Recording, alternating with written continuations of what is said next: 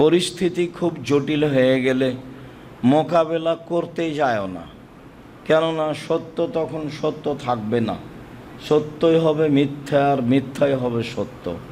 তুমি যদি ন্যায় হক পেতে চাও, সমাজ তোমাকে তা দেবে না। সমাজের প্রায় মানুষ হবে আগাছা, অন্যায় প্রিয়। তখন তুমি উত্তর দিতে গেলে সফল হতে পারবা না। অতএব তুমি আদমের দুই ছেলের ভালোটার মতো হয়েও। কাবিল বলল, হাবিল, তোকে আমি হত্যা করব। তখন হাবিল বলল, ঠিক আছে, তুমি হত্যা করো, আমি তোমাকে হত্যা করব না। এই স্বভাবে গড়ে উঠতে হবে। সমাজের অবস্থা যখন খুব বেশি জটিল হবে, প্রায় কাছাকাছি আরও বেশি হবে। সম্মানিত দিনী ভাই বোন, বলছিলাম আমাদের কুরবানি, ইব্রাহিম আলাইসাল্লামের কুরবানি। ইব্রাহিম আলাইসাল্লাম তার স্ত্রী সারাকে নিয়ে এক এলাকা দিয়ে পার হচ্ছিলেন। সেই এলাকায় ছিল স্বৈরাচারী শাসক।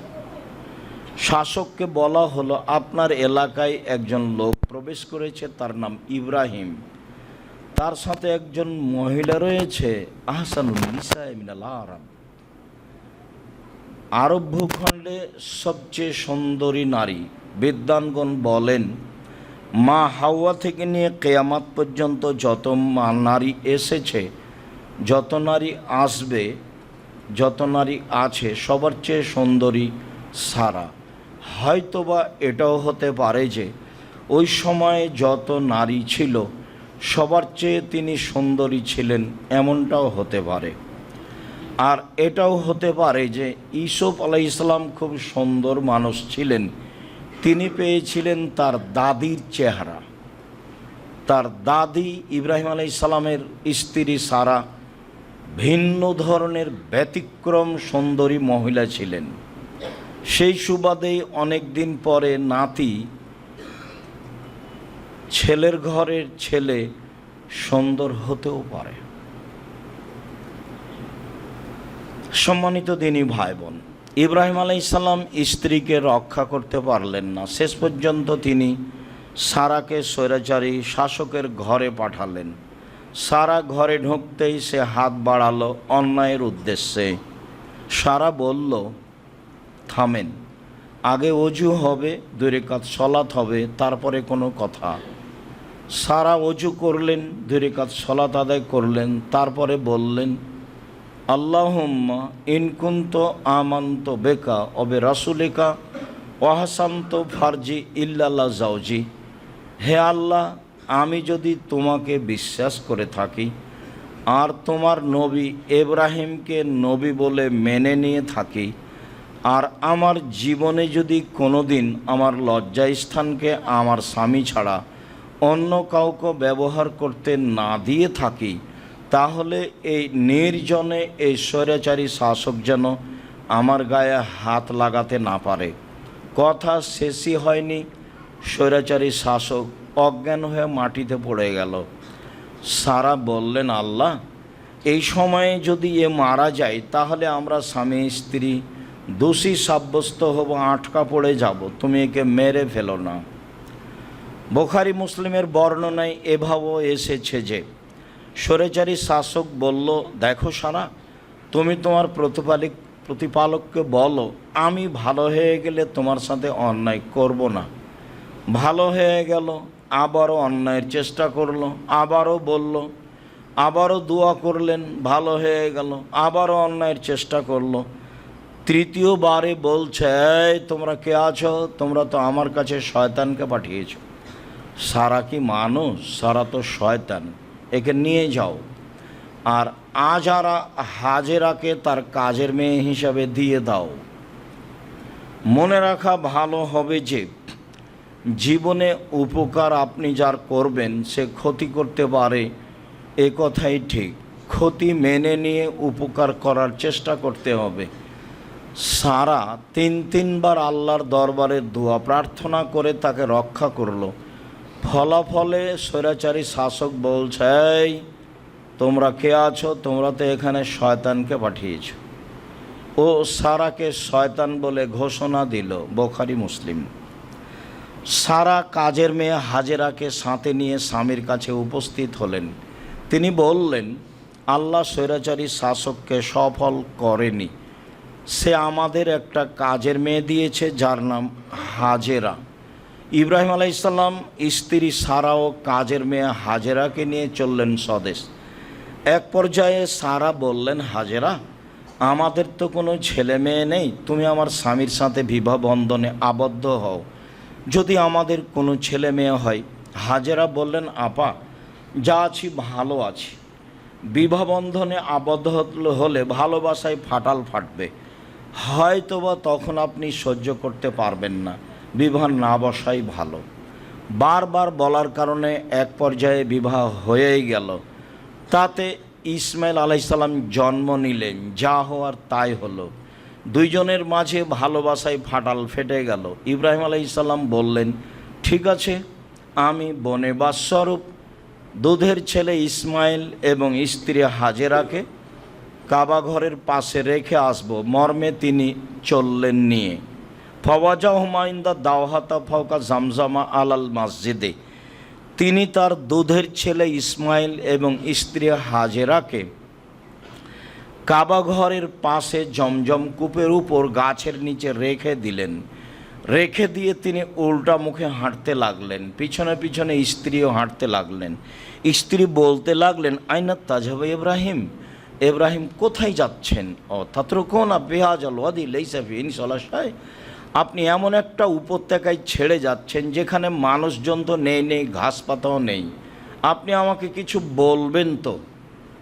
আপনি আমাকে কিছু না বলে এইভাবে চলে যাচ্ছেন। ওলাইয়াল তাফেদ এলাইহা, বারবার তিনি বলতে থাকলেন। ইব্রাহিম আলাইসাল্লাম তার কথার প্রতি ভ্রুক্ষেপ করলেন না, তাকিয়েও দেখলেন না। উপর থেকে এভাবে আদেশ আছে।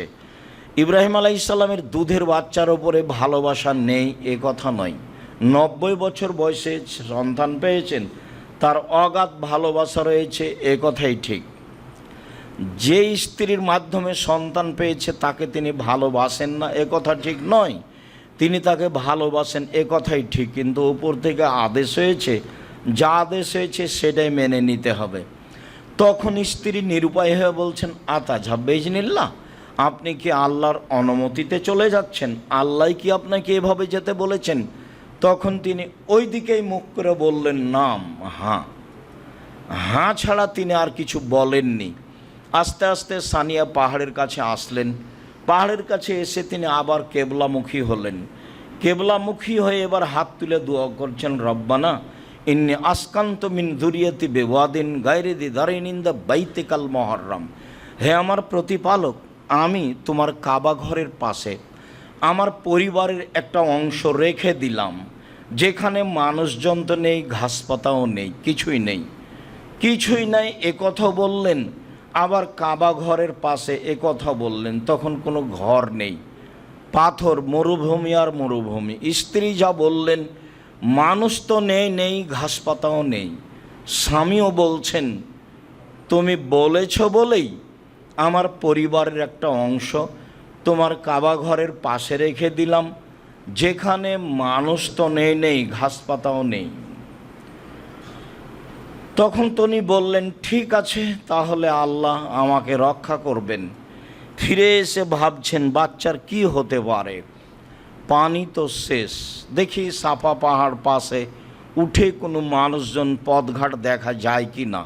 উঠে দেখলেন না, কিছু দেখা যায় না, মরুভূমি আর মরুভূমি। নেমে তিনি মারোয়া পাহাড়ে গেলেন, উঠে দেখলেন কোনো কিছু দেখা যায় না। আবার সন্তানের তাড়নায় পানি পেতেই হবে।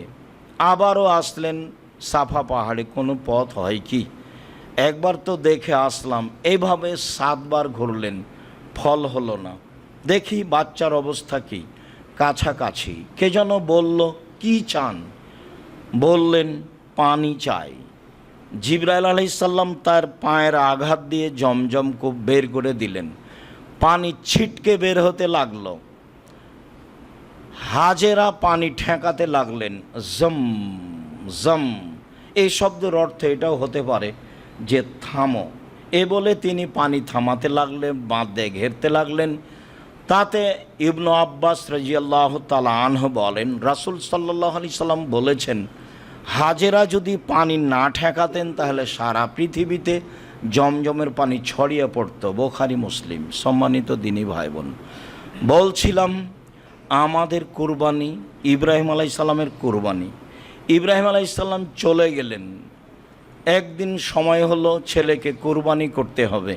ফালাম্মা বালাগা মা হুসায়, বাচ্চা যখন দৌড়াদৌড়ি করতে পারে, এই সময়ে দেখতে ভালো লাগে, সুন্দরও লাগে, আদর করতে ভালো লাগে। এই সময়ে আল্লাহ বলছেন ছেলেকে কুরবানি করতে হবে। তিনি এসে বললেন, বোনাইয়া ইন্নি আরাফিল মানামে আন্নি আজবাহকা, আব্বু আমি স্বপ্নে দেখছি তোমাকে কুরবানি করছি, তোমার মতামত কি? ছোট বাচ্চার কাছে তিনি মতামত চাচ্ছেন। মতামতে ছেলে বলছেন, ইয়া বাতিফাল মা তুমারু সাতাজিদুনি ইনশাআল্লাহু মিনাস সাবিরিন। আব্বা আপনি যা স্বপ্নে দেখেছেন তা বাস্তবায়ন করুন, আপনি আমাকে ধৈর্যশীল পাবেন। ফাসলামা, বাপ বেটা একমত হয়ে গেলেন। ওয়াতাল্লাহুলিল জাবিন, ছেলেকে উপুড় করে মিনা মাঠে ফাঁকা জায়গায় সইয়ে দিলেন। 90 বছরের 100 বছরের বৃদ্ধ মানুষ, মাথার চুল পেকে গেছে, কেউ নেই দর্শক, আল্লাহ ও ফেরেশতা ছাড়া মানুষজন কেউ নেই। 90-100 বছরের মানুষ বারবার ছুরি চালাচ্ছে। আল্লাহ তাআলা বলছেন, ইব্রাহিম কাদ সাদ্দাক্তা রুয়া, তুমি তোমার স্বপ্নকে বাস্তবায়ন করেছ, তোমার ছেলেকে কুরবানি করতে হবে এই ঠাকা আমার বাঁধেনি। আসলে আমি দেখছিলাম তুমি পরীক্ষায় পাস করতে পারো কি না। ইব্রাহিম তুমি পরীক্ষায় পাস করে গেছো। ফাদাইনাহু বিজিবিহিন আজিম, আমি ইব্রাহিমের সন্তানকে বাঁচিয়ে নিলাম বড় কুরবানির মাধ্যমে। বড় কুরবানির মাধ্যমে আমি ইব্রাহিমের সন্তানকে ছাড়িয়ে নিলাম। এ কথা আল্লাহ তাআলা বলেন। আমাদের কুরবানি ইব্রাহিম আলাইহিস সালামের কুরবানি জুলহিজ্জা মাসের প্রথম দশক, রামাজানের শেষ দশকের চেয়ে উত্তম। বিদ্বানগণ বলতে চান যে রামাজানের শেষ দশকের চেয়ে জুলহিজ্জার প্রথম দশকই উত্তম। কেন? রামাজান মাসের শেষ দশকে রয়েছে শুধুমাত্র লাইলাতুল কাদর, আর জুলহিজ্জার প্রথম দশকে রয়েছে কুরবানি, বড় মাধ্যম আল্লাহকে সন্তুষ্ট করার। আরাফার মাঠ, ব্যতিক্রম স্থান, আর রয়েছে হজ। সব মিলেই রাসূল সাল্লাল্লাহু আলাইহি সাল্লাম বললেন, মা মিনা ইয়ামিন আল আমালুস সালিহু আহাব্বু ইলাইয়া মিন হাযিহিল আইয়াম। আল্লাহ তাআলার কাছে জুলহিজ্জা মাসের প্রথম 10 দিনের নেকি যত প্রিয়, আমল যত প্রিয়, আর বাকি 11 মাসের ইবাদত আল্লাহর কাছে তত প্রিয় নয়। তাহলে তো রামাজানও টিকলো না। সাহাবীগণ বললেন, জেহাদও নয়। তো সাহাবীগণের এই উত্তর আল্লাহ রাসূল বলছেন, না জেহাদও নয়, জেহাদ করেও অত আল্লাহর সন্তুষ্টিপূর্ণ আমল করা যাবে না জুলহিজ্জার প্রথম দশকে যেভাবে যাবে। তবে হ্যাঁ, যে লোকটি বাড়ি থেকে বের হয়ে গেল, একেবারে নিজেকে বের করলো ঘোড়া গাধা নিয়ে, আর ফিরল না, সে ভিন্ন কথা। তাছাড়া জুলহিজ্জার প্রথম দশকের এবাদতই উত্তম বাকি 11 মাসের চেয়ে। কি করতে পারি আমরা করতে পারি? 1 কুরবানি বেশি করে, 2 1 থেকে 9 পর্যন্ত সিয়াম, 3 দান, 4 তাসবিহ, 5 ইস্তেগফার। প্রথম 10 দিনকে এই কাজের জন্য বাছাই করে নিতে হবে। তাসবিহ তাহলিল, জিকির আজকার, দান খায়রাত, কুরবানি, ভালো প্রস্তুতি নিতে হবে। একটি কথা এখানে রেখে গেলাম, তা হচ্ছে এই যে ইব্রাহিম আলাইহিস সালাম তার ছেলেকে বারবার কুরবানি করার চেষ্টা করছেন, ছেলে কুরবানি হচ্ছে না। তাতে বিদ্বানগণ অনেকে বলতে চেয়েছেন যে ছুরির নিচে লোহা লাগানো আছে সেই জন্য কাটছে না। কথাটি মিথ্যা। কেননা আল্লাহ তাআলা বলে দিয়েছেন ছুরিকে কাজ করতে হবে না, তাই ছুরি কাজ করে না। মানুষ না হয় নিমুখ হারাম আদম সন্তান, জড় বস্তু নিমুখ হারাম নয়। জড় বস্তু আল্লাহর কথা মানে। এই যে ইব্রাহিম আলাইহিস সালামকে আগুনে নিক্ষেপ করা হলো, আল্লাহ বললেন আগুন শীতল হও, এই যে হয়েছে। ইব্রাহিম আলাইহিস সালাম তো আগুনে জ্বলে গেলেন না, তো আল্লাহ বললেন ছুরিকে কেটো না, বাস কাটলো না। তা অনেক প্রমাণ আছে, বোখারি মুসলিমের হাদিস। ওই যে একটা লোক 99টা লোককে হত্যা করার পরে বলল বাঁচার পথ, তো যার কাছে গেছে সে হলো দরবেশ, ও তো ধর্ম বুঝে না, তখনও বলছে বাহ 99টা লোককে হত্যা করার পরে আবার বাঁচার পথ। তখনও বলল তাহলে আর তোমাকে রেখে কি হবে, তো 100 বাঁচার পথ এখন। তো বললে যাও ওই গ্রামে একজন মাওলানা আছে, জিজ্ঞাসা করো। যেতে আরম্ভ করতেই সময় শেষ, বুকটা ওইদিকে ঠেলে দিয়ে আল্লাহকে দেখালেন, পাপ করেছি এ কথাই ঠিক, তবে ক্ষমা চাচ্ছি। এই যে বুকটা ওইদিকে ঠেলে দিয়ে দেখালাম। আল্লাহ বললেন ঠিক আছে ফেরেশতা, মেপে দেখো চলে গেছে বেশি না আছে বেশি। ফেরেশতাকে মাপতে লাগিয়ে বলছে এই গ্রাম যে দিক থেকে যাচ্ছিল সরে যাও, যে গ্রামে আসছিল সেই গ্রাম যাচ্ছিল সে পিছিয়ে হটো। জড় বস্তু গ্রাম আল্লাহর কথা মানে, বোখারি মুসলিমের হাদিস। আম গাছে জাম ধরতে পারে, ধরে না। অমাবস্যা রাতে চাঁদ উঠতে পারে, উঠে না। শুয়ের ছিদ্র দিয়ে লাঙ্গলের পা ঢুকতে পারে, ঢোকে না। এগুলো ঘটে যেতে পারে। বোখারি মুসলিম মানে সন্দেহ আছে বলে কিয়ামত পর্যন্ত চেষ্টা করলে ফল হবে না, যা আছে তাই থাকবে। 10,000 বছর পরে যদি মানুষ যন্ত্রের মাধ্যমে রাসূলের কথা সবই ধরে ফেলে, আর সেই কথা যদি বোখারি মুসলিমে মিল না খায়, তাহলে সেই যন্ত্র ভুল করেছে বলে প্রমাণ হবে। এই কথা মিথ্যা প্রমাণ হবে না, তার নাম বোখারি মুসলিম। জড়বস্তু আল্লাহর কথা মানে। ওই যে একটা লোক বলল বেটা আমি এত বড় পাপী, আল্লাহ যদি ধরতে পারে তাহলে আমাকে খুব শাস্তি দিবে। এরকম শাস্তি কাউকে দেবে না। অতএব আমি মারা গেলে আগুন দিয়ে জ্বালিয়ে অর্ধেক চাই পানিতে ফেলে দিও, অর্ধেক চাই মাটিতে ফেলে দিও, আল্লাহ যেন ধরতেই না পারে। তো ছেলেরা তাই করলো। আল্লাহ বলছেন বাতাস ছাই জমা করে দাও, দিল। বা মাটি ছাই জমা করে দাও, দিল। তো আল্লাহ বললেন মানুষ তৈরি করে কেন এই আদেশ করেছ? তোমার ভয়ে করেছি, আর তুমি ভালো জানো।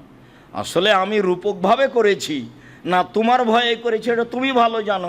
তখন আল্লাহ বলছেন ঠিক আছে ক্ষমা করে দিলাম, যেহেতু তুমি আমার ভয়েই করেছো, তুমি সেটা বলছো, আর আমি সেটা জানি, সে কথা তুমি আমার দিকেই ঠেলে দিচ্ছ, তুমি ভালো জানো, তো মাফ করে দিলাম। তো এই যে জড় বস্তু কথা শুনে কত প্রমাণ নেবেন? অতএব ছুরির নিচে লোহা লাগানো হয়েছে, কথাটি মিথ্যা।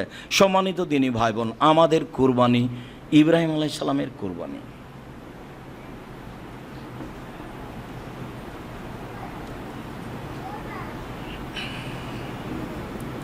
আলহামদুলিল্লাহ ওয়াহদা ওয়াসসালাতু ওয়াসসালামু আলা মান লা নাবিয়্যা বাদা। আবু হুরায়রা রাদিয়াল্লাহু তাআলা আনহু বলেন, রাসূল সাল্লাল্লাহু আলাইহি সাল্লাম বলেছেন, মান কানা লাহু সাওলা মিযাহি ফালা ইয়াকরাবান্না মুসাল্লানা।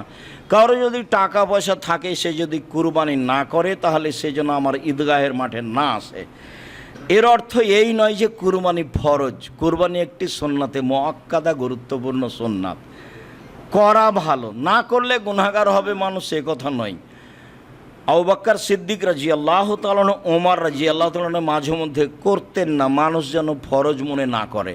আল্লাহকে সন্তুষ্ট করার একটি বড় মাধ্যম কুরবানি।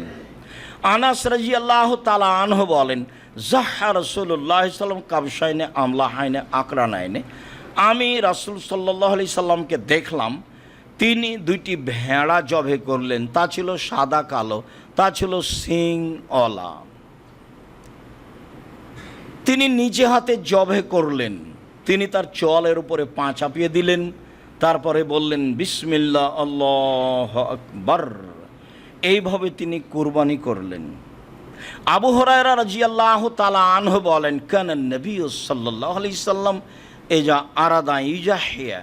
আল্লাহ রাসূল কুরবানির ইচ্ছা পোষণ করলে তিনি ইস্তারা কাবশাইনে, একতা দুইটি ভেড়া কিনলেন। সামি নাইনে মোটা তাজা, আজিম আইনে খুব বড়, আমলা হাইনে শিং সাদা কালো, আকরান আইনে শিং অলা, মজু আইনে অন্ডকোষ বের করা। জাবাহা আহাদাহুমা মিন মোহাম্মদ ও আলে মোহাম্মদ। দুইটার একটা জবে করলেন তার জন্য এবং তার পরিবারের জন্য। ইবনু মাজাহ, হাদিস সহিহ। পরিবারের পক্ষ থেকে অন্তত একটি কুরবানি করতে হবে মর্মে যখন হাদিস পেশ করব, কিছুক্ষণ পরে তখন এই হাদিস আবারও আসবে। সম্মানিত দিনী ভাই বোন, কুরবানি। জাবের রাদিয়াল্লাহু তাআলা আনহু বলেন, লা তাসবাহ ইল্লা মুসিন্না, তোমরা দাঁত ছাড়া কুরবানি করো না। পশু কেনার সময় দাঁত দেখতে হবে জরুরি, দাঁতেছে কি না, দাঁত আছে কি না। সাধারণত ছাগল দাঁতে 1 বছরে, গরু দাঁতে 2 বছরে, উট দাঁতে 5 বছরে, আর মানুষ দাঁতে 7 বছরে। এটা সাধারণত একটা সময়। তবে 1 বছর হলেই ছাগল কুরবানি করতে হবে কথা তা নয়, এ কথাই ঠিক। জাবের রাদিয়াল্লাহু তাআলা আনহু বলেন, রাসূল সাল্লাল্লাহু আলাইহি সাল্লাম বলেছেন, আল বাকরাতুন সাবাতিন আল জাজুরান সাবাতিন, গরু 7 জনের পক্ষ থেকে, উট 7 জনের পক্ষ থেকে। আব্দুল্লাহ ইবনে আব্বাস রাদিয়াল্লাহু তাআলা আনহু বলেন, কুন্না মান নবী সাল্লাল্লাহু আলাইহি সাল্লাম ফি সাফারিন, আমরা একদা সফরে ছিলাম রাসূলের সাথে। ফাহাজার আল আজহা, কুরবানির সময় চলে আসলো। ইস্তারাকনা, আমরা অংশগ্রহণ করলাম। ফিল বাকারাতে সাবাতুন, গরুতে 7 জন, অফিল বাইরে আসারা, আর উঁটে 8 জন, 10 জন। সম্মানিত দিনী ভাই বোন, অত্র সহিহ হাদিসে বোঝা যায়, বুখারী মুসলিমের হাদিসে, যে ভাগে কুরবানি চলে। তো ভাগে কুরবানি চলে এর অর্থ কি এইটা যে 7 পরিবারের পক্ষ থেকে 7 জন আর 7 পরিবার এক নয়, 7 জন আর 7 পরিবার এক নয়, 7 জন আর 7 পরিবার এক নয়, 7টা পরিবারের পক্ষ থেকে একটা গরু কুরবানি করতে হবে। এমন হাদিস আমার এই লম্বা সময়ের তদন্তে বের করতে পারিনি। 97 সাল থেকে ফতোয়া তদন্ত করি, এই যাবৎ মাঠে আছি। এই লম্বা সময়ে আমার তদন্তে আমার সামনে বড় বড় বিদ্বানগণ বসে থাকেন, তাতে একটি গরুতে 7টি পরিবার অংশগ্রহণ করতে পারবে এমন হাদিস আমরা অবগত হতে পারিনি। সম্মানিত দিনী ভাই বোন, আর একটি কথা আপনাকে স্পষ্ট করতে চাই যে আহলে হাদিসের একজন শীর্ষস্থানীয় অনেক বড় মাওলানা ছিলেন। 1960 সালে তিনি মারা যান, মাওলানা আব্দুল্লাহিল কাফি আল কুরাইশি রাহিমাহুল্লাহ। তিনি ফতোয়া মাসাইল বইয়ে বলছেন, একটি গরুতে 7টি পরিবার অংশগ্রহণ করতে পারবে এমন হাদিস আমি আব্দুল্লাহিল কাফি আল কুরাইশি অবগত নই। ওই কথাটাই আমরা এই শতাব্দীতে জানাচ্ছি যে একটি গরুতে 7টি পরিবার অংশগ্রহণ করতে পারবে এমন হাদিস আমরা অবগত নই। ধমক দাপট ভিন্ন জিনিস, দলিল ভিন্ন জিনিস। 7 আর 7 পরিবার এক নয়। কত দাপটের মানুষ আছে, কে বলেছে ভাগে কুরবানি চলবে না বলে একটা কিছু বলছে সমাজকে। আপনি কুরবানি আল্লাহর সন্তুষ্টির জন্য করেন, কুরবানি দেখে করেন, দেখে কিনেন, আল্লাহকে সন্তুষ্ট করার জন্য করেন।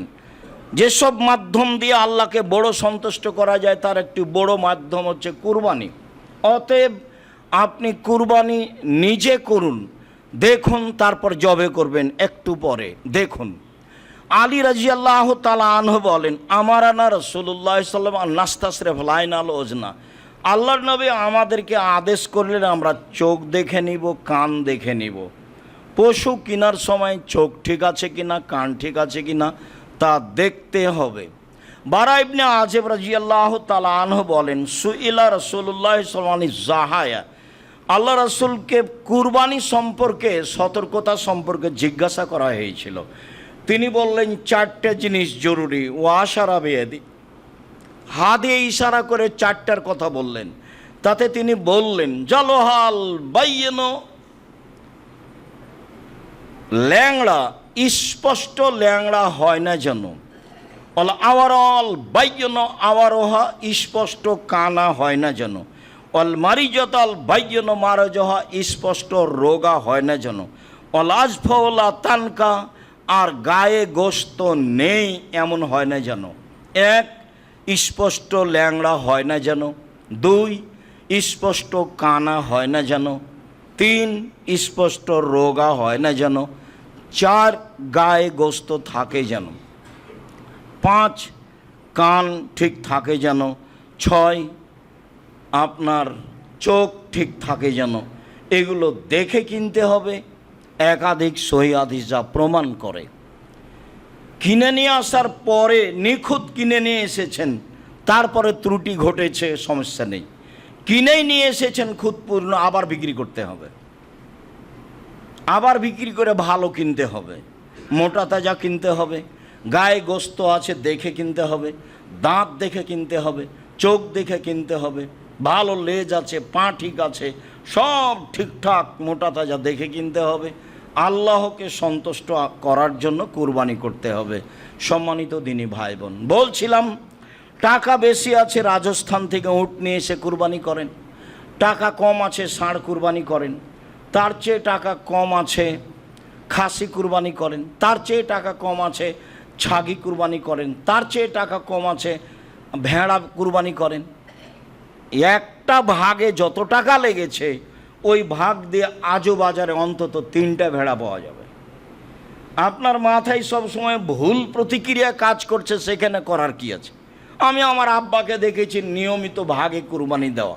ভাগে কুরবানি চলবে কি চলবে না এ বিবেচনা সমাজের লোক করতো কি না তা আমার জানা নেই।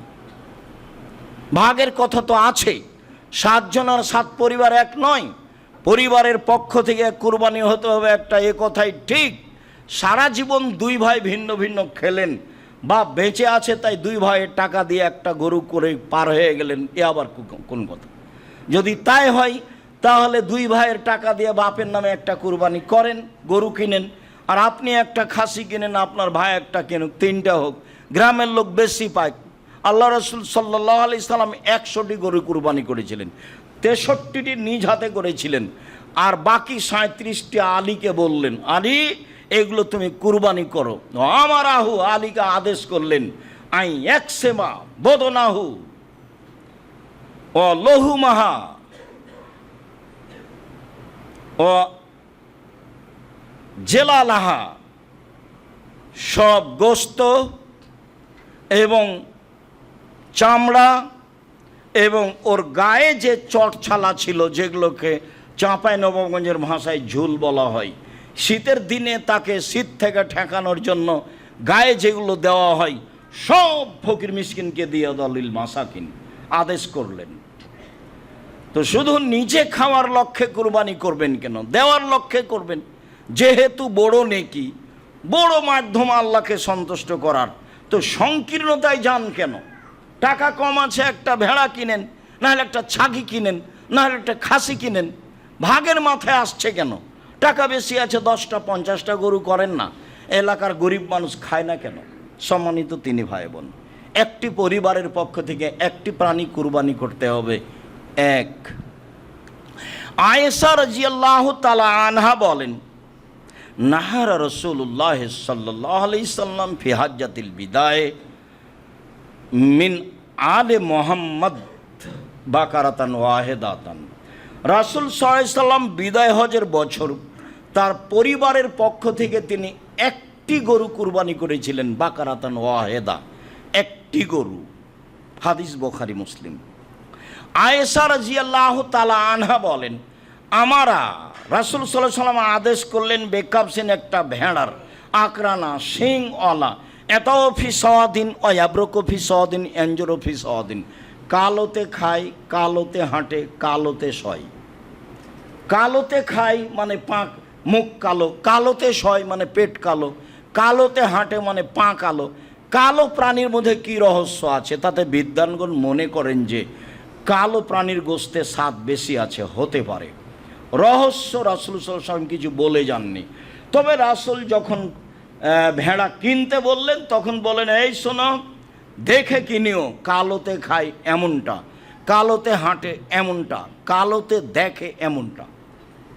হয়তোবা কালো প্রাণীর গায়ের গোস্তে স্বাদ থাকতে পারে, আল্লাহু আলাম, সঠিক তথ্য আমাদের জানা নেই। বিদ্বানগণ এইভাবে মনে করেন, যা আপনার সামনে পেশ করলাম। ফাউতিয়া বেহা, নিয়ে আসা হলো। আয়েশাকে বলেন, আয়েশা ইস হাজিহা বেহাজারিন, ছুরিটা ধারালো করে নিয়ে আসো। আমাদের দেশে পুরুষ মানুষ ছুরি ধারালো করে। আল্লাহর নবী আয়েশাকে বলছেন, আয়েশা ছুরিটা ধারালো করে নিয়ে আসো। স্ত্রীর নাম ধরে ডাকা ভালো। আর একটু আগে অবগত হলেন স্ত্রী স্বামীর নাম ধরে ডাকছেন, ইব্রাহিম কোথায় যাচ্ছেন, ইব্রাহিম কোথায় যাচ্ছেন, ইব্রাহিম কোথায় যাচ্ছেন। ইব্রাহিম আলাইহিস সালামের স্ত্রী তার স্বামীর নাম ধরে ডাকতে পারে, আপনার পারে না? আপনি আবার ইব্রাহিম আলাইহিস সালামের চেয়ে সম্মানী কখন হলেন যে আপনি বলছেন যে নাম ধরে ডাকা বেয়াদবি? নাম ধরে ডাকা বেয়াদবি, বলাই বেয়াদবি।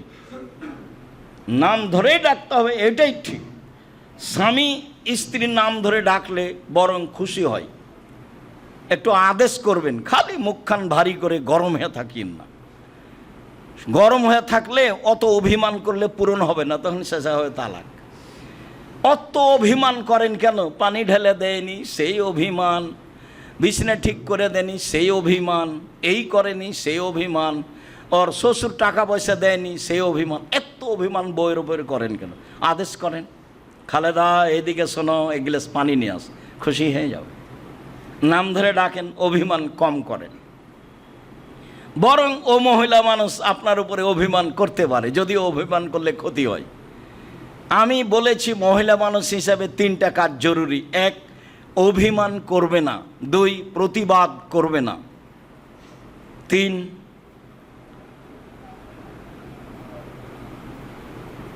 আর একটি জোর করে কোনো কথার দাবি জানাবে না, হ্যাঁ অভিযোগ পেশ করবে না। এই তা তোমার ভাই এমন, তোমার বোন এরকম, তোমার মা এরকম, তোমার বাপ এরকম, আমাকে এইভাবে বলে। অভিযোগ নেই, অভিমান নেই, প্রতিবাদ নেই, তাহলে স্ত্রী শান্তিতে স্বামীর বাড়িতে করে খেতে পারবে। অভিযোগ নেই, অভিমান নেই, আর প্রতিবাদ নেই। যা হচ্ছে হবে, চুপচাপ থাকতে হবে, সব গায়ে সহ্য করে নিতে হবে। যা বললো বললো, দেবরে বললো বললো, ভাসুরে বললো বললো, শ্বশুরে বলেছে বলেছে, গাও কেটে গেছে নাকি? আমাকে যখন গালি দেয়, কতদিন বললাম আপনাকে, তখন গালি দাও বন্ধ করলে আবার রিং দিয়ে বলি, ভাইজান আর কিছু গালি বাকি ছিল, থাকলে 7 মিনিট নেন। তার গালি, তার বদনাম আমার কোনো প্রতিক্রিয়া করে না। হ্যাঁ, এরকম কোনো ভিতরে আমার সাথ জাগে না। আমার জীবনে আমি মানুষের প্রতিশোধ নিব না এবং বদনাম করব না, এটা আমার ত্যাগ ইনশাল্লাহ, যে কোনো মূল্যে। সম্মানিত দিনী ভাই বোন, বলছিলাম এইবার আয়েশা রাদিয়াল্লাহু তাআলা আনহা ছুরি ধারালো করে নিয়ে এসে দিলেন। আয়েশা বলছেন যে দেখলাম তিনি প্রাণীটা ফেলে দিলেন, চোয়ালের উপরে পা চাপালেন, তারপরে বলছেন আল্লাহুম্মা তাকাব্বাল মিন মুহাম্মদ ওয়া আলে মুহাম্মদ, হে আল্লাহ তুমি এটা কবুল করো মুহাম্মাদের পক্ষ থেকে, তার পরিবারের পক্ষ থেকে। বিসমিল্লাহ, আল্লাহু আকবার। আল্লাহর নামে আল্লাহ সবচেয়ে বড়, জবে করলেন। এই যে পরিবারের পক্ষ থেকে, বুখারী মুসলিমের হাদিস। আগেরটা ছিল, এটাও বুখারী মুসলিমের হাদিস।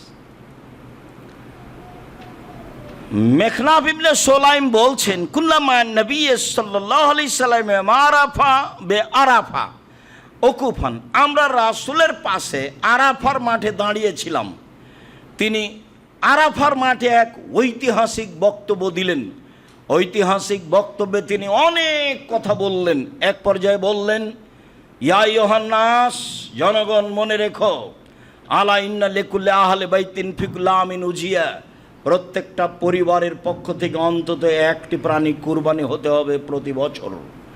জনগণ মনে রেখো, প্রত্যেকটা পরিবারের পক্ষ থেকে অন্তত একটি প্রাণী কুরবানি হতে হবে প্রতি বছর। পরিবার কাকে বলে? ভাত ভিন্ন যেখানে, পরিবার ভিন্ন সেখানে। অ্যাকাউন্ট ভিন্ন আছে 2 ভাইয়ের, চাকরি করে ভিন্ন, আর কুরবানিতে বলছে 2 ভাই একসাথে। আপনি বুঝেন তো, আল্লাহ বুঝে না? সারা জীবন তো ইনকাম ভিন্ন ভিন্নই করলেন, অ্যাকাউন্ট তো ভিন্নই আছে। তো হ্যাঁ করেন, 2 ভাইয়ের টাকা দিয়ে বাপের নামে একটা গরু কিনেন না, 2 ভাইয়ের 2টা করেন, বেশি কুরবানি করেন, নেকি বেশি হবে। আল্লাহ রাসূল একাই 100টা করলেন, তা আপনি 5-7টা করেন, 10টা। ছোট মন কেন? বলে আরে তাহলে তো গরিব মানুষ বেশি গোস্ত নিবে, বাজারে বিক্রি করবে, করুক না, তাতে আপনার হিংসাটা কেন হচ্ছে? এইটা কেন? আতা ইবনে ইয়াসার বলছেন, আমি আবু আইয়ুব আনসারীকে বললাম, কাইফা কানাতি যাহায়া ফি আহাদি রাসূলিল্লাহ সাল্লাল্লাহু আলাইহি ওয়াসাল্লাম, ও আবু আইয়ুব আনসারী বিশিষ্ট সাহাবী, রাসূলের যুগে কুরবানি কেমন ছিল? তিনি বলছেন, কানার রাজুল ইউজাহি বিসাতান ওয়া আহলে বাইতিহি। রাসূলের যুগে পরিবারের মালিক তার পক্ষ থেকে এবং তার পরিবারের পক্ষ থেকে একটি ভেড়া কুরবানি করতেন। এখন নইতে মুনা, খেতেন ও খাওয়াতেন, খেতেন ও খাওয়াতেন। এই যে 4-5টা হাদিস আপনার সামনে পেশ করলাম, পরিবারের পক্ষ থেকে অন্তত একটি প্রাণী কুরবানি করতে হবে। এইটা আপনাকে আবারও বলছি যে আপনি বৈধ পয়সা দিয়ে অন্তত পরিবারের পক্ষ থেকে একটি প্রাণী কুরবানি করেন। বেশি টাকা আছে উট করেন, তারপরে গরু করেন, না হয় খাসি করেন, না হয় ছাগি করেন, না হয় ভেড়া করেন। আকিকার সাথে কুরবানির কোনো সম্পর্ক নেই। আকিকার সাথে কুরবানির কোনো সম্পর্ক নেই। আকিকা হচ্ছে পিতার জিম্মেদারি, পিতাকে দিতেই হবে। জন্মের 7ম দিনে আকিকা দিতে হবে। 14 দিনে চলে না, 21 দিনে চলে না, জীবনে একদিন চলে না। মতামতে হাদিস একটাও ঠিক নয়। 7ম দিনেই আকিকা দিতে হবে, আপনি দিতে বাধ্য। কানা দেন, খোড়া দেন, ল্যাংড়া দেন, আধা মরা দেন, দেন। 500 টাকা দিয়ে কিনেন, 300 টাকা দিয়ে কিনেন, 5000 দিয়ে কিনেন, যেটা আপনার অনুকূলে হয়। ছেলের জন্য 2টা, মেয়ের জন্য একটা করেন। এটাও না হলে আপনি ছেলের জন্য একটা, মেয়ের জন্য একটা করেন। আপনি আকিকা দেন। আকিকার গোস্ত আপনার নিজস্ব গোস্ত, আপনি খাবেন না আরেকজনকে খাওয়াবেন, সেটা আপনার ব্যাপার। থাকলো কুরবানি, তখন আল্লাহ রসুল বলছেন যে ফাকুল ওয়াতিমুল বায়েসাল ফাকির, পৃথিবীর মানুষ কুরবানির গোস্ত তোমরা খাও এবং অসহায় দুস্থ গরিব মানুষকে খেতে দাও। আদেশ। কুরবানি নেকির কাজ, আদেশ পালন করতে হবে, নিজে খেতে হবে এবং ফকির মিসকিন অসুস্থ মানুষকে, অসহায় মানুষকে খাওয়াতে হবে। রাসূল সাল্লাল্লাহু আলাইহি সাল্লাম বললেন, কুল ওয়াদ্দাখির ওয়াতিমুল বায়েসাল ফাকির, কুল ওয়াদ্দাখির ওয়াতিমু, পৃথিবীর মানুষ তোমরা কুরবানির গোস্ত খাও, জমা রাখো, দুস্থ গরিবদের খাওয়াও। কুরবানির গোস্ত ফ্রিজে রেখে লম্বা সময় খেতে পারেন। অসহায় মানুষ পাশে ছিল, তাকে দিলেন না, তারপরে ফ্রিজে রেখে দিলেন, তাহলে কি হলো? ভুল হয়েছে, এটা কৃপণতা হয়েছে, ঠিক হয়নি। হ্যাঁ, নেওয়ার যদি না থাকে, কেউ জমা রাখেন, সেটা ভিন্ন কথা, তবে দেওয়ার চেষ্টা করবেন। আল্লাহ রসুল আলীকে আদেশ করলেন, আলী, যে কয়েকটা গরু জবাই করা হলো তার 1 টুকরা নিয়ে রান্না করো আর সব ফকির মিসকিনের মধ্যে বন্টন করে দাও। বেশি করে করেন, ফকির মিসকিনের মধ্যে বন্টন করে দিবেন। আব্দুর রাজ্জাক সাহেব ফকির নিয়ে যত বিক্রি করে, তাতে আপনার কি? বিক্রি করলে আপনার হিন্দু যদি চাইতে আসে তবুও দিবেন। একটা কথা মনে রাখেন, বহুবার বলেছি, আবার আজকে বলছি, যখন কেউ চাইবে তখন দিয়ে দিয়ে হাতিতে চড়ে থাকলেও, যেটা আপনার অনুকূলে হয়। আপনি যখন নিজে দিতে যাবেন তখন সে যেন পরহেজগার মানুষ হয়। আতেমো তমকমা তোকা, তুমি পরহেজগার মানুষকে খেতে দাও। 10 টাকা দান করলে যেখানে শিরক নাই, বিদাত নাই, সেখানে দান করতে হবে। কাউকে খাওয়াতে চাইলে পরহেজগার মানুষকে খাওয়াতে হবে। এই হাদিসের সুবাদে মানুষ আলেম ওলামাকে দাওয়াত দিয়ে থাকে। মানুষের ধারণা যে আলেম ওলামা ভালো মানুষ, কথা ঠিকই আছে। কারণ আল্লাহ রসুল বলছেন, আল ওলামা ওয়ারাসাতুল আম্বিয়া, আলেম ওলামা নবীগণের উত্তরাধিকারী। ভালোই তো কথা, কথা তো সুন্দর। এই হিসেবে আলেম ওলামাকে দাওয়াত দিতে হবে, এই কথাও ঠিক। আবার আল্লাহ রসুল বলছেন, মৌলানা সাহেব দিয়ে জাহান্নাম উদ্বোধন হবে। তখন তো মৌলানা সাহেবকে দিয়ে যদি জাহান্নাম উদ্বোধন হয়, তাহলে তা আপনাকে বিবেচনা করতে হবে। মাছ দিয়ে ভাত খেলে কাঁটা ফেলে খান, বুদ্ধি তো আছেই। তো আলেম বলছে আসলেই তা আপনি একটু ভেবে দেখলেই হবে, একটু জিজ্ঞাসা করলেই হবে। থুথির জোর সেই বক্তা, আসলেই কি তাই? আলেম ওলামা মানুষ আছে, পরহেজগার মানুষ আজও আছে। বিবেচনা করে, চিন্তা ভাবনা করে একটু দিনের কাজ করবেন। খুতবার শেষে চলে আসলাম, সম্মানিত দিনী ভাই বোন। খুতবার শেষে আপনাকে বলছি, জুলহিজ্জার 1 তারিখ থেকে 9 পর্যন্ত সিয়াম রাখার প্রাণপণে চেষ্টা করতে হবে। 11 মাসের যে কোনো দিনের ইবাদতের চেয়ে জুলহিজ্জার প্রথম দশকের ইবাদত আল্লাহর কাছে অনেক অনেক অনেক বেশি প্রিয়। হাদিস তো বুখারী মুসলিম। তো ইবাদত কি করবেন, কি হতে পারে? ইবাদতের কথা তো উনি খাস করেননি, খালি বলেছেন জুলহিজ্জার প্রথম দশকের ইবাদত আল্লাহর কাছে যত প্রিয়, আর কোনো দিনের ইবাদত তত প্রিয় নয়। কি করবেন প্রথম দশকে? তাতে পরামর্শে বললাম একাধিক হাদিসের ভিত্তিতে কুরবানি করুন। তাহলে প্রথম দশকে পড়লো একটা গেল। কুরবানি যদি করেন তার একটা কথা মনে রাখবেন, মান রা হেলালা জিলহিজ্জা ওয়ারাদা ইউজাহিয়া ফালা ইয়াখুজ মিন শারি ওয়ালা মিন আজফারিহি। যে কুরবানি করার ইচ্ছে করছে, চন্দ্র দেখলো সে যেন নখ না কাটে, চুল না কাটে, সে যেন নখ না কাটে, চুল না কাটে। ছেলে মেয়ে যারা আছে তাদের আদেশ আসেনি, তবে যেহেতু মালিক সবার পক্ষ থেকে কুরবানি দিচ্ছে, সবারই নখ চুল না কাটা ভালো। জুলহিজ্জার চন্দ্র ওঠার আগেই প্রস্তুত থাকবেন। অত বেখেয়াল থাকলে হয়? চাকরির সময় ঠিক আছে, মানুষের কাছে যাওয়ার সময় ঠিক আছে, গণ্ডগোল আড্ডা পিটার সময় ঠিক আছে, সবই ঠিক থাকে, আর জুলহিজ্জার 1 তারিখ কবে সেটা ঠিক থাকে না। অতএব জুলহিজ্জার 1 তারিখ যেদিন হবে তার একদিন আগে প্রস্তুতি নেন। নখ কেটে নেবেন, মোচ কেটে নেবেন, চুল কেটে নেবেন, যার করে পরিষ্কার পরিচ্ছন্নতার অভাব না থাকে। আপনি, আপনার স্ত্রী, ছেলে মেয়ে সবাই, হাদিস তো বুখারী মুসলিম, পালন করতে হবে। 2, 1 থেকে 9 পর্যন্ত সিয়াম থাকবেন, চেষ্টা করেন না, মরলেই সময় শেষ। মরার পরে যে কারোর সাথে আর কথা চলেন এটা দেখতে পাচ্ছি, তবে মনে থাকে না যে মরলেই সময় শেষ। হিসাব নিকাশ, জমি জায়গা, বাড়ি ঘর সবই শেষ। এমন আশ্চর্য ব্যাপার, আর কোনোদিন যোগাযোগ হয় না, এক অবাক জিনিস। তো মরলেই যদি শেষ হয় তো একটু চেষ্টা করি না। 1 থেকে 9 পর্যন্ত সিয়াম থাকি। 2, 3 দান খায়রাত, এটাও জুলহিজ্জার 1 থেকে 9 পর্যন্ত মাথায় রাখতে হবে। 4 তাসবিহ, তাকবীর, বেশি না পড়লে 1 তারিখ থেকে চলবে।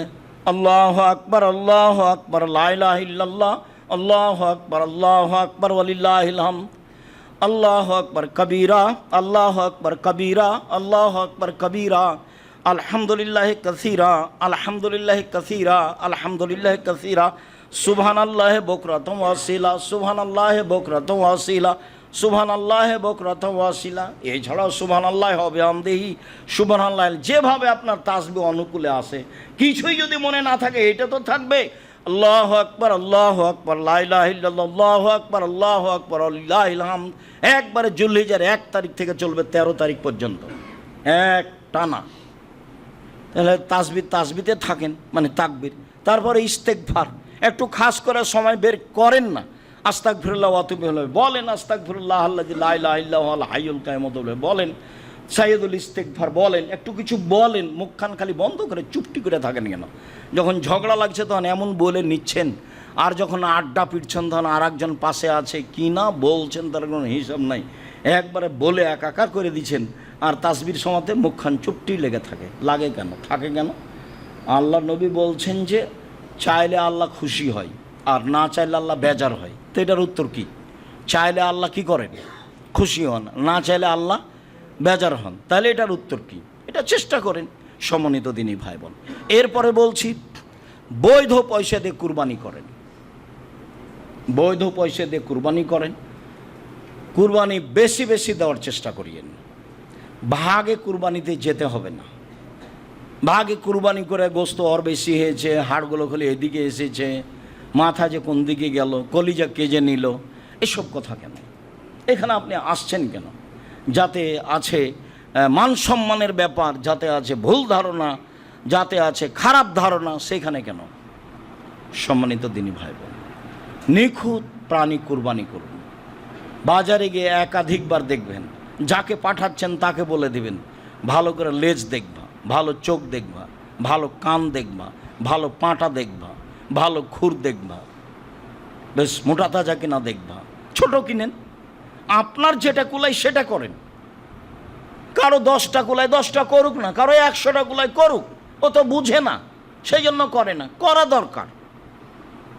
সে বুঝে না সেই জন্য করে না। ছেলে মেয়ে গোস্ত খাবে এ আশায় সে করে, ফ্রিজ ভর্তি গোস্ত রেখে দেয়। এর জন্য তো কুরবানি নয়। কুরবানি নিজে খাওয়া, দুস্থ গরিব খাওয়া। এই জন্য গোস্ত কি 3 ভাগ করতে হবে? 3 ভাগ জরুরি নয়।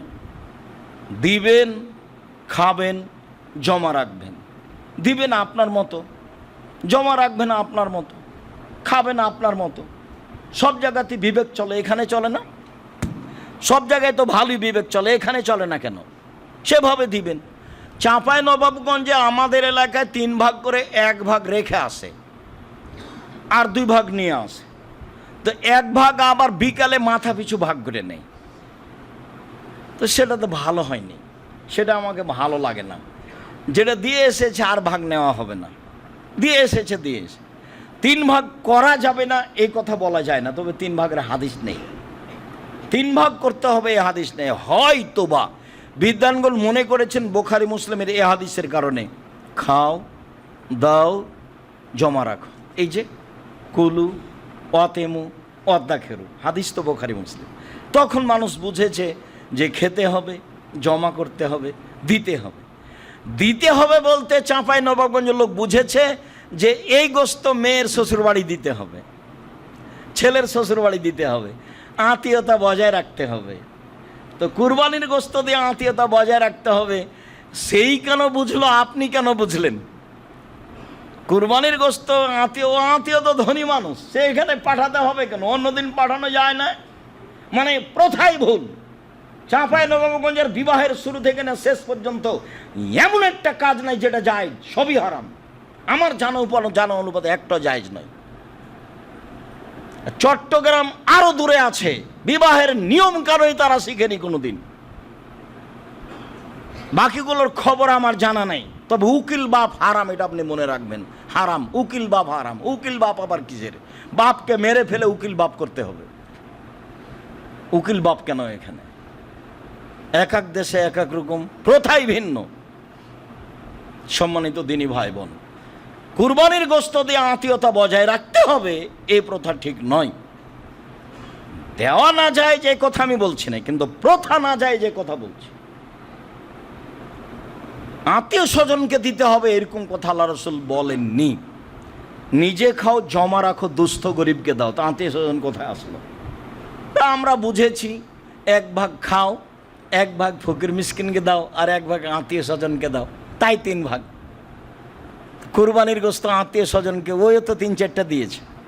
অন্য কিছু দিয়ে হাদিয়া দিয়ে সম্মান বজায় রাখার চেষ্টা করেন।